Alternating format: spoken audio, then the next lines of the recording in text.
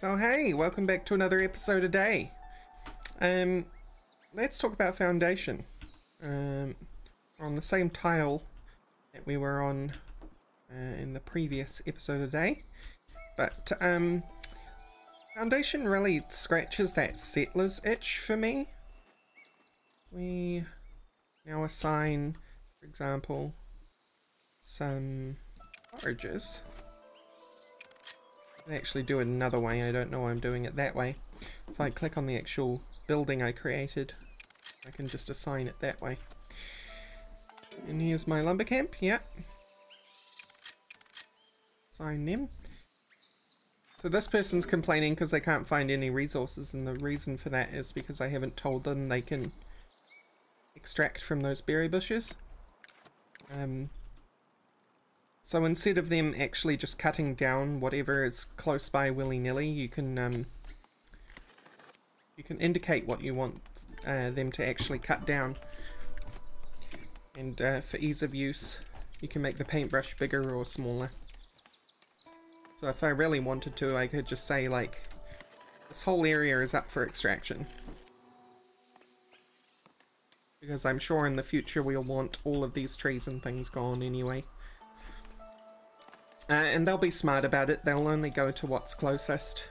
But that's why it's kind of got that settler's edge, right?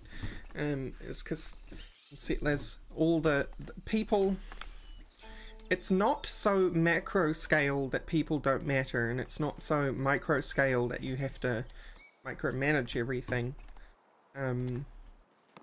But the settlers all do have individual tasks that they are assigned to and accomplish. So we have a couple of builders.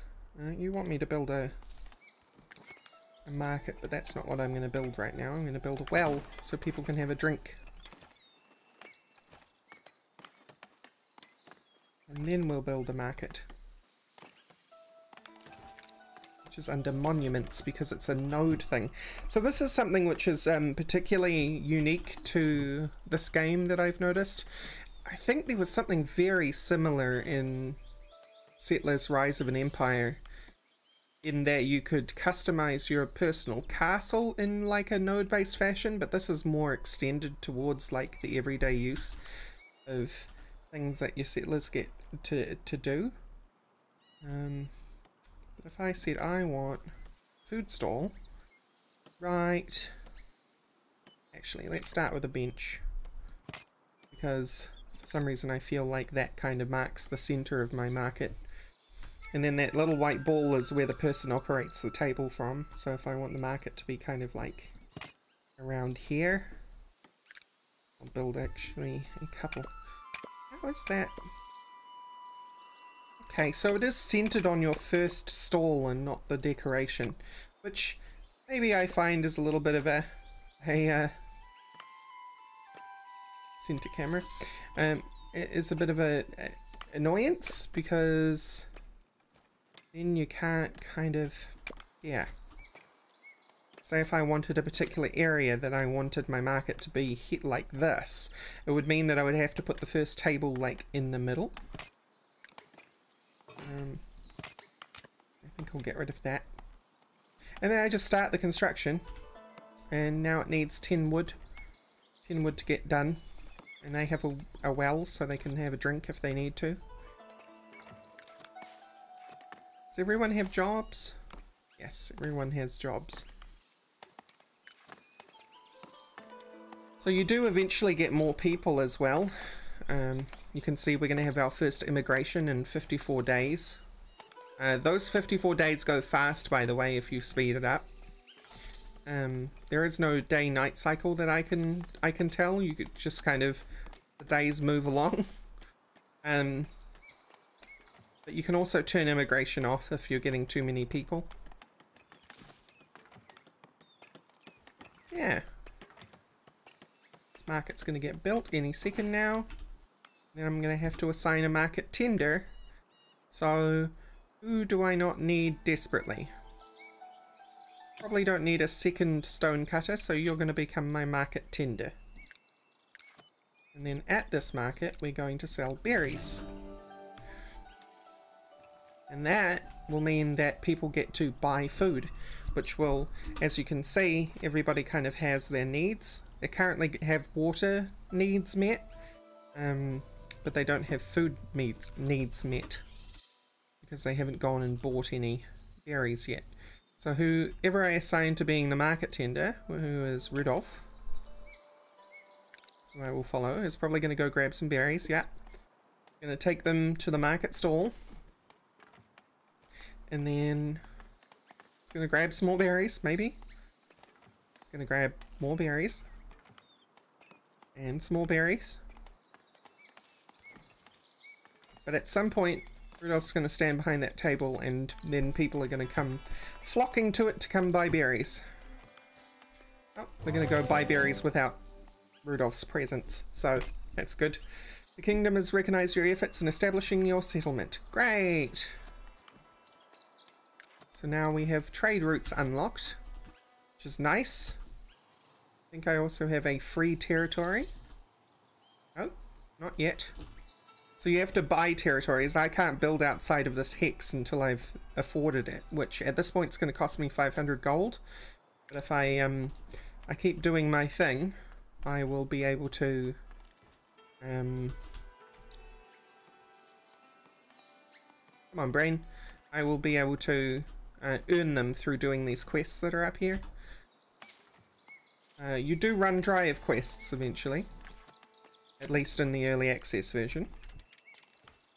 I'm gonna just paint this here because I don't quite want to give up on those trees just yet. I'm gonna paint in here as well. Lumber is kind of precious. But speaking of lumber, we're going to need a sawmill now. So let's build one. The entrance to the sawmill is there. So let's kind of build you here. It'll do just fine. And I think what I'll do is I'll building houses now, which is nice. So I'll just play a little bit more on this save, and then I'll save it because I intend to keep playing it. And then I'll show you my first save, which I feel like I messed up a bit on because I didn't realize you could turn immigration off, and I have way too many people. But it should be a good indicator of kind of where things go from there. Which I hardly feel like I'm very far in the game in the save I'm going to show you, but we shall see. Oh, 2 new villages. Great. That is perfect timing, actually. Because once the sawmill gets up and running, I'm going to want 2 people in the sawmill, at least.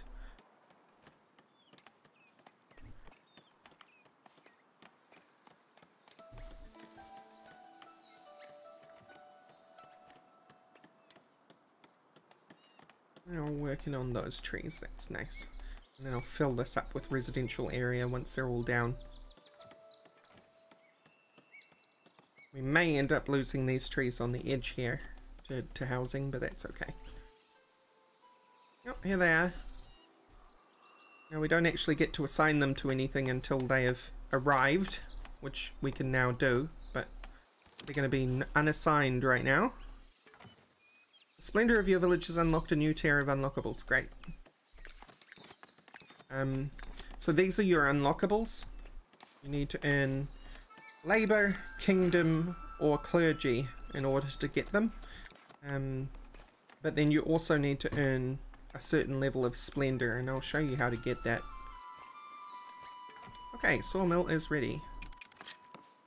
Assign the last 2. It will automatically assign people without a job first, or it just won't assign anyone unless you have freed them up.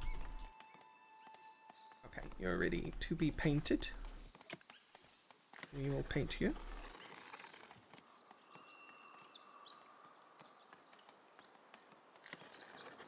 Paint over that as well. And this is kind of what is meant by the whole organic city design thing as well. Is this idea of zoning and then letting the computer figure out where it wants to put buildings and things, and you just kind of designate, okay, this is my housing area, in a more loose fashion than like a grid-based zone like you would get in SimCities or what have you.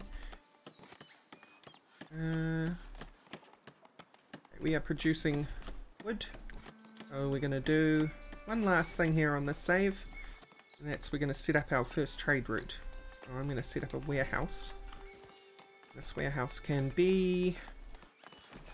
Where's the entrance to this warehouse anyway? Kind of like there.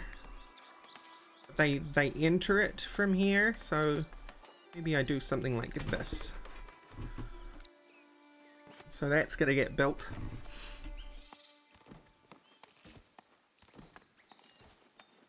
And see, she's clearing out the area rather than actually getting wood from it, so that it can be built. One villager lacks spacing for housing. Yeah, that's going to be solved right quick. And then we'll remove the lumber camp and hopefully all that will solve itself. We've got a nice little village appearing here.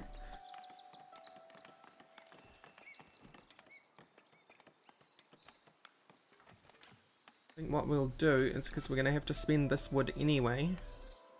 We don't have 20 wood yet. Yes, because, yeah, some of it got used in here. So 5 more needs to be produced in here before we can unlock it, because you need to unlock it with a certain amount of resources. This one wants 20 wood, this one wants 20 bread, and this one wants 1,000 gold. Okay. 1 new building's unlocked. We've got a forester's camp, so we can start replanting trees.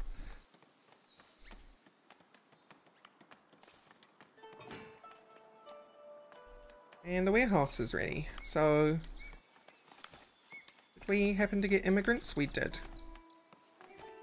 You guys jump in on that, and then I'm going to assign tools. And that will allow us to store tools in our village. And then I am going to turn off immigration for now. I'm going to come across to the trade menu. I'm going to unlock this trade route. And then I'm going to say I want to buy until inventory reaches this value. I want 10 tools at all times. And it's congratulated me for setting up my first trade route, and I get 1 free territory. So now, let me just paint in this residential. I'm going to push all the way to there.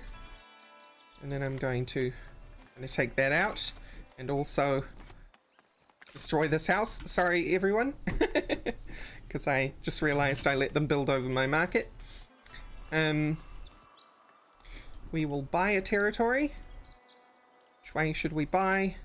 It's kind of wasteful if we bought here or here right now, so maybe we want to buy something like this one. Or do we get any other resources here? We could probably build a more permanent lumber area if we went down here, so let's do that. We'll exit territory mode. We will destroy our lumber camp, which will free up space for residential, and then we will build a new lumber camp on down here.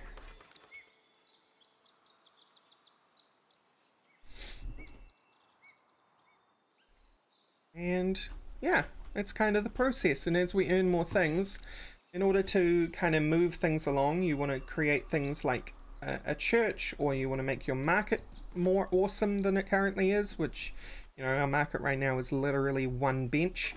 But then you make those cooler, and that makes the splendor go up. And with the higher splendor, you start being able to unlock things in here. For example, right now, if I had 2 splendor, which I have none, I could unlock a Lord's Manor. Or if I had 2 splendor, I could unlock a Fisherman's Hut. The Fisherman's Hut would be very, very useful if we kept on buying territories in this direction. Let's now, so You can kind of see what things will give you as well. So a wooden bridge isn't going to give me anything. But a market... a rustic church will give me clergy. So it's going to give me splendor and clergy points by building a rustic church. And a rustic church is kind of how you get into it. So let's take a look at that. I just save this. And then I'll load this one here.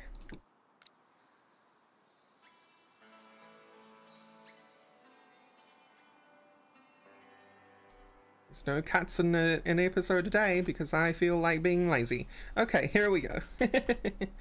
This is my my city a little further on. I've unlocked fishing, and they're storing fish in this warehouse. And as you can see, things can get really pressed up close to things, which is nice. This is again one of these things about this quote-unquote organic city building thing, which is that things can get really cozy, right? And that makes it really feel like something from this age. Here's my rustic church, which is providing me with 4.70 splendor.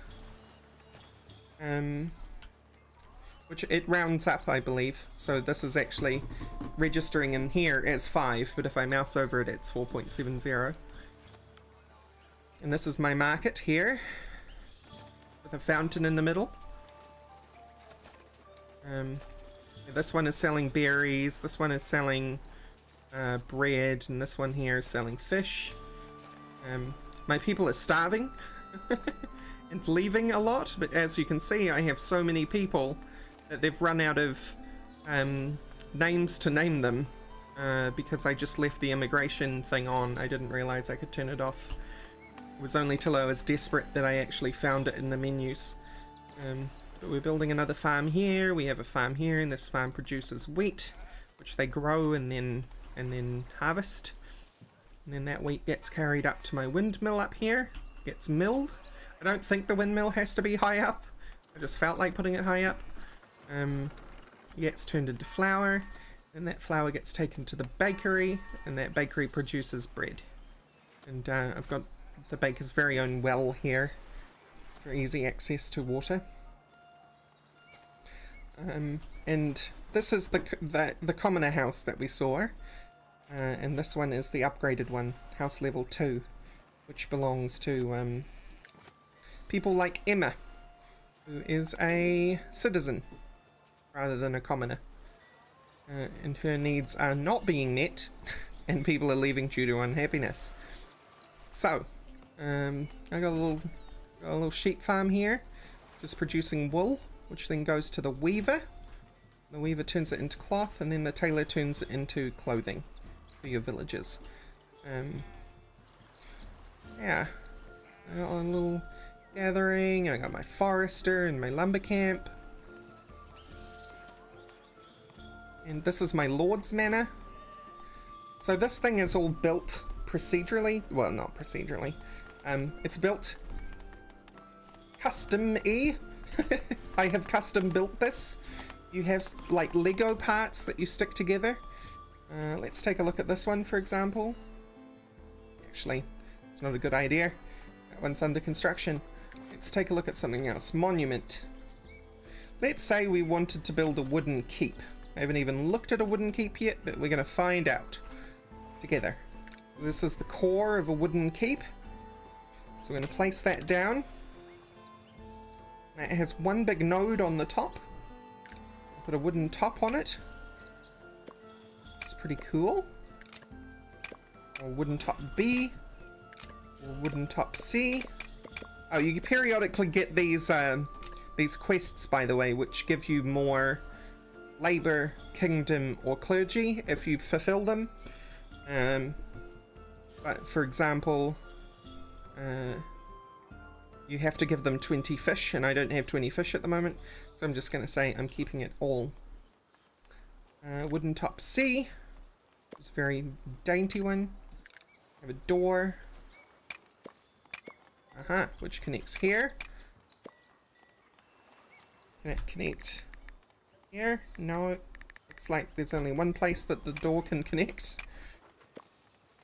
And that doors flying off into the atmosphere for some reason. I've never seen that before, but it is early access, so don't be too harsh. Got a wooden gate. A decorative flag. Training dummies, so I guess we can stick this out here. So let's say like we would want wooden top A and door B. And then let's have like a wooden gate. Let's turn this around. Can we drag off this? No, we can't.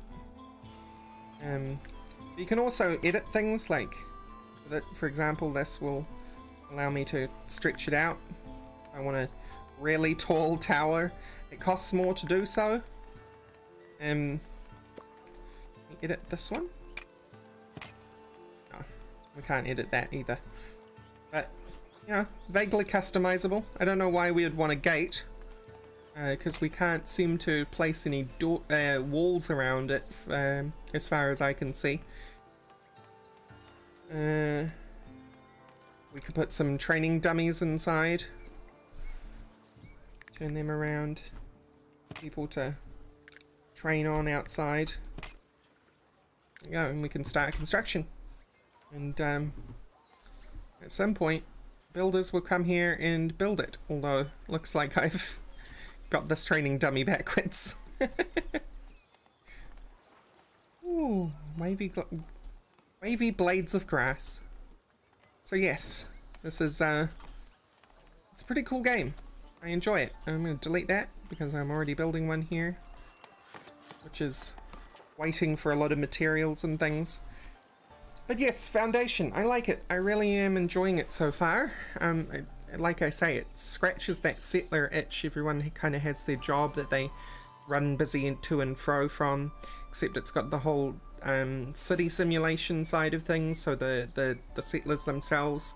Although I think in Settlers sometimes there was needs involved. I remember beer being a thing and coin being a thing, but maybe that was only for military. But yeah, they have the whole residential part of it. They have to have jobs. They have needs that they need fulfilled. There is a combat element. I can't speak to anything about it though, because in this particular game, the option to have a military component has been and gone. It came up as a dialogue box that was basically like, your king is going to war, will you join him? And you can refuse, or you can join your king in war. And I refused because I was more interested in focusing on the city building elements that I was just focused on at the time. So I can't speak to any of the military stuff in the game. Maybe if you pick it up you can tell me how that goes, or maybe it's incomplete, I'm not sure. I have no idea. This is all very early access for Foundation, but it's shaping up to be very fun, so I am excited to see where it goes. Anyway, thank you all for listening, and I'll talk to you tomorrow, hopefully.